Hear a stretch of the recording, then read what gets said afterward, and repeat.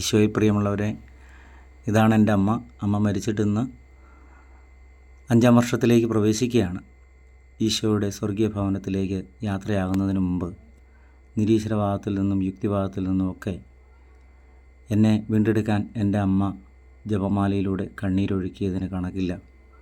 അമ്മയുടെ കണ്ണീരിൻ്റെ പ്രാർത്ഥനയുടെ അനന്തഫലമാണ് ഇന്ന് ഞാനായിരിക്കുന്ന ദൈവാനുഗ്രഹത്തിൻ്റെ ഈ നിമിഷങ്ങളൊക്കെ.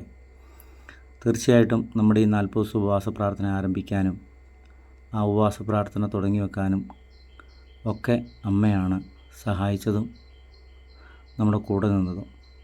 ഈ ഉപവാസ പ്രാർത്ഥനയുടെ എല്ലാ നന്മകളും അമ്മയുടെ ആത്മാവിനെ നിത്യശാന്തിക്കായി സമർപ്പിച്ചുകൊണ്ട് പിതാവായ ദൈവമേ, പുത്രനായ യേശുക്രിസ്തുവിൻ്റെ നാമത്തിൽ പ്രാർത്ഥിക്കുന്നു. അങ്ങേ പ്രിയപുത്രൻ്റെ പീഡാസഹനത്തിൻ്റെയും കുരിശുമരണത്തിൻ്റെയും ഉത്ഥാനത്തിൻ്റെയും അനന്തയോഗ്യതയാൽ ഈശോയെ എൻ്റെ അമ്മയുടെ ആത്മാവിന് നിത്യശാന്തി നൽകണമേ.